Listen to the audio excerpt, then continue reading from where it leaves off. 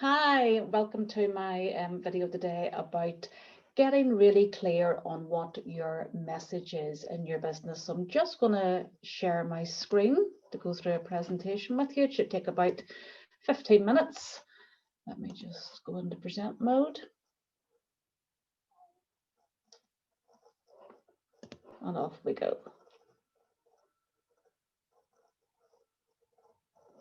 So my name is Sharon Murray. I'm a LinkedIn confidence coach. So as I say today, I'm going to talk to you about clarity on your message. Before you do anything at all in your business, it is really essential to get that clarity on what your core message is. Everything in your business is built on this. This is the foundation, and you need to get this really concrete so that you can build everything on top of that.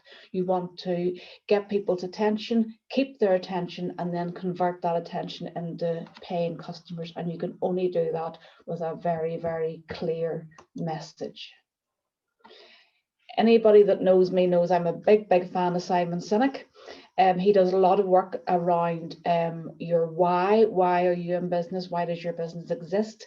You can check him out on YouTube, but this is one of the quotes that I use a lot. I think it's really powerful. People don't buy what you do, they buy why you do it. Why do I need to find my why? Because you need to understand what your purpose is and what is driving you in your business. You need to know who you are as a person and what your business really stands for, because that is when it becomes easier to live a life and to run a business that completely aligns with your core values. And so importantly, this is what differentiates you from your competitors, because only you has your why. Nobody has the same why as you do. And that's really crucial in business. So the bottom line is, what makes you get your ass out of bed in the morning on those days when you don't feel like you're good enough, that you've given your all and it's not working for you? What is it that's going to say, no, I'm going to get up today and I'm going to keep pushing on? What is your why? It's going to fall into business perspective and a personal, you'll have personal reasons. Obviously, one of the personal reasons why we're all in business is to make money.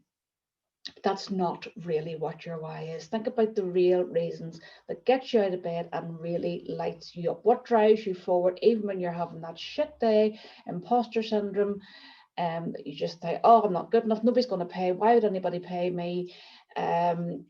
Because that is what is going to determine your goals and your actions and your choices moving forward. The real reason is what inspires others to buy from you and work with you, because they will resonate with your why. They'll feel a connection, and this is what makes you and makes you unique. Your business why, in a different perspective, is probably more around why you're passionate about what you do. It's not just because you solve a problem. It's not just because you want to add value. It goes much deeper than that. So keep asking yourself why. Why is that important? Why is this service important to people? Why? What? Be like a child, but why? But why? But why? Keep delving deeper and deeper and deeper till you get a real emotional attachment to the service or the product that you are offering. So what problem do you actually solve? Because we are all in business because we solve a problem. And these are the really obvious things that people will say, well, I offer admin support, or I design websites, or I'm a business coach, but they're not really going to compel you to buy from them. So you need to dig really deep into your ideal client's mind. What is keeping them awake at night? And that is the obvious problem.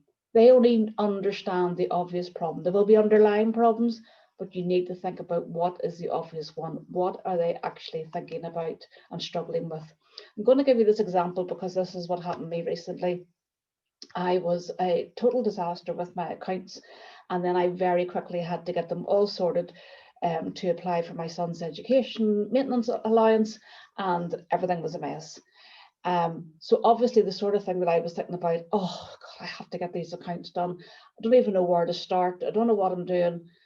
I knew I needed to hire an accountant, but what I needed the accountant to really speak to was my obvious problem.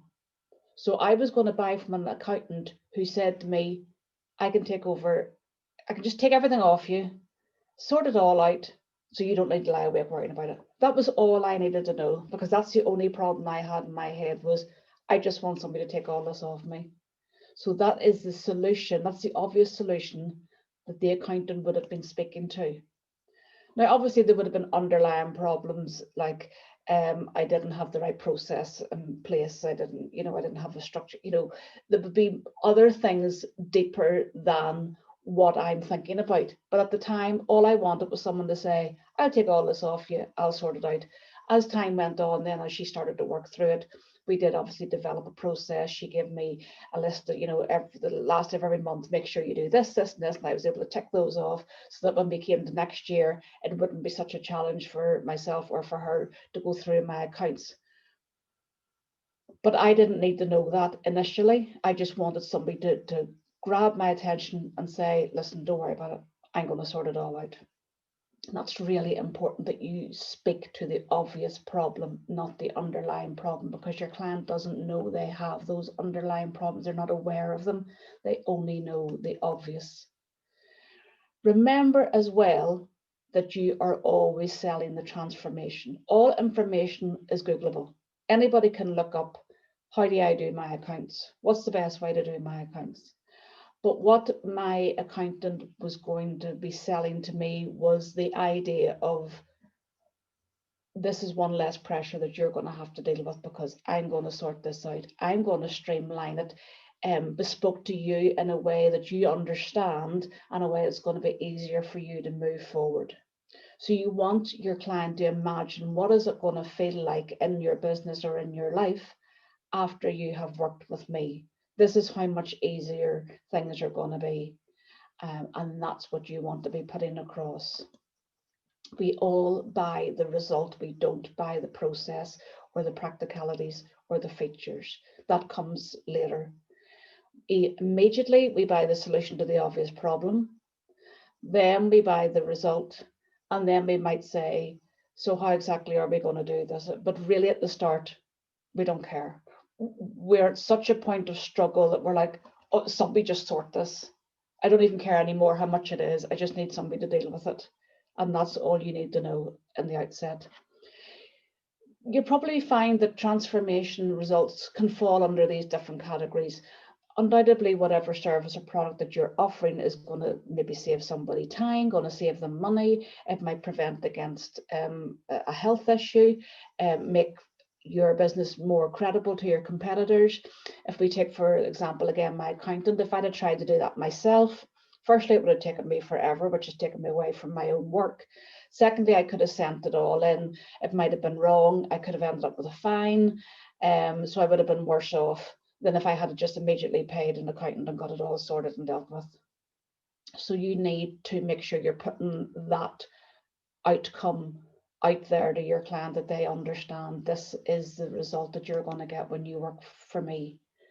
Think about what your client's driving factors are. How does your service affect maybe their everyday life? Or how is it going to make them feel? Or affect their business, or how it's going to change how they're positioned within their particular field or their sector against their competitors. Obviously, going back to me with the accountant, I just felt this massive sense of relief. So well, that's one less thing that I have to think about or worry about, because I know this girl is going to sort this out, and I know she's going to do a good job of it. So I can stroke that off my list and not have to worry about it. When you think about what really matters to your client, and you're linking the benefits of your service to the transformation and the result that your service can give, that's going to accelerate your client's decision to buy. So if you think about, who do you help, what problem do you solve, and how do you solve that? Get that crafted into a really brief one-liner. I try to get my clients to bring it in, excuse me, under 20 words. It needs to be really succinct. It needs to be really direct. Even better if it can pique people's curiosity. So you don't feel you have to give everything away, but give enough that they understand what exactly problem that you solve. They should know within 7 seconds what it is that exactly that you do, so that they go, oh, that sounds like something I need to find out more about, or oh, this person really gets me. If you can get that one-liner really nailed in as few words as possible, then that is your core message. So I hope that was helpful, and I hope that was useful, of benefit to you. Thanks very much for watching, and I'll see you soon. Bye.